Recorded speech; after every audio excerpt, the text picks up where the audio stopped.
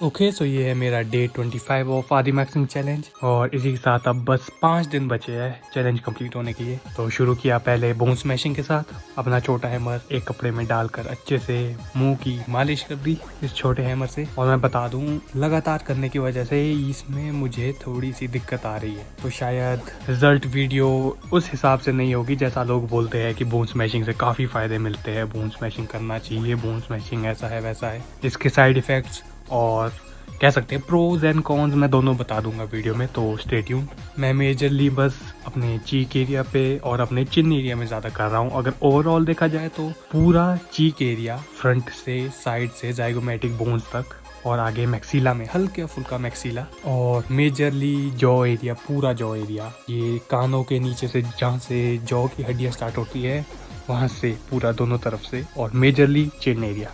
और इसी के साथ बोन स्मैशिंग खत्म। बोन स्मैशिंग के बाद अब बारी है टावल मेथड की। तो सबसे पहले 2 उंगलियों की विड्थ के साथ 20 सेकंड के लिए टाइटली होल्ड करके रखा। टावल को अपने दांतों से एकदम अच्छे से दबाकर 20 से 25 सेकंड तक होल्ड करके रखा। फिर दूसरा सेट, उसमें भी 20 से 25 सेकंड तक होल्ड करके लगा, लेकिन 3 उंगलियों की विड्थ के साथ अच्छे से दबा कर रखा। हल्की फुल्की स्ट्रेचिंग की ऊपर की तरफ, मतलब ऐसा फ्लेक्स कर रहा था अपनी नेक मसल्स को ताकि जॉ मसल्स भी अच्छे से फ्लेक्स हो सके। और फिर थर्ड सेट, वो वापस से 2 उंगलियों की विड्थ के साथ अच्छे से जॉ मसल्स को स्क्वीज किया, फ्लेक्स किया अच्छे से, और इसी के साथ होल्डिंग खत्म। होल्ड करने के बाद अब बारी है च्यू करने की। तो हल्का सा एकदम फोल्ड किया और एक कॉर्नर के एज से, मतलब टॉवल की एज से अच्छे से च्यू किया दोनों तरफ से, अपने मोलर्स प्री मोलर्स या कह सकते हो अपनी दाढ़ों से अच्छे से च्यू करने के बाद आराम आराम से दोनों तरफ से जेंटली च्यू कर रहा था। ऐसे कोई ज़बरदस्ती या फिर फटाफट करने की कोई जल्दबाजी नहीं करनी है, बस आराम से च्यू करते रहना है, जितना हो सके उतना ज़्यादा मसल माइंड कनेक्शन बनाना है जॉ मसल्स के साथ, वही मैं कर रहा हूँ। और फिर बाद में फ्रंट से किया ख़त्म। टावल मेथड के बाद अब बारी है थंब पुलिंग की। तो जैसा देख ही सकते हैं, लेट कर दोनों थंब से अपर पैलेट में प्रेशर दिया। पहला सेट 20-25 सेकंड का, दूसरा सेट वापस से 25 से लगभग 30 सेकंड तक अच्छे से जोर डाला ऊपर के लिए, ताकि फॉरवर्ड ग्रोथ में जितना ज़्यादा सपोर्ट मिल सके उतना ज़्यादा मिले। म्यूइंग करने से, या कह सकता हूँ मैं, म्यूइंग किसी काम की नहीं है, वो सिर्फ यूजुअल या फिर ऐसा डिफ़ॉल्ट पोस्चर है हमारे जीभ का। तो 30 सेकंड के बाद तीसरा सेट, ये भी 20 से 25 सेकंड का, अच्छे से अपर पैलेट पे प्रेशर बनाया और इसी के साथ थंब पुलिंग खत्म।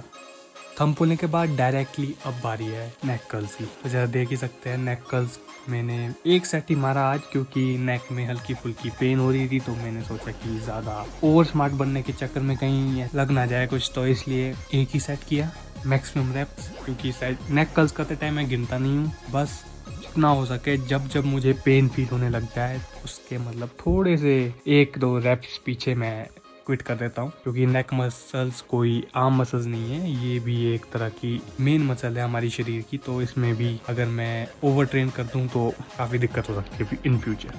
तो इसी के साथ 1 सेट खत्म। नेक कर्ल्स के बाद अब बारी है थोड़ा फेस वॉश करने की। तो अच्छे से फेस वॉश लगाया, और अगर आगे जाके वीडियो में देख भी सकते हो तुम, इतना ज़्यादा ऑयल बिल्डअप हुआ है कि जो झाग बनता है फेस वॉश से वो ही गायब हो गया। फिर से मैंने हल्का सा फेस वॉश लगाया, लेकिन उससे भी कोई फ़ायदा नहीं या बात नहीं बनी। तो मैंने बस हल्का फुल्का पानी से रगड़ा, ताकि रगड़ा भी नहीं, जेंटली मसाज किया, ताकि जितना हो सके ऑयल बिल्डअप खत्म हो सके। और इसी के साथ डे 25 खत्म।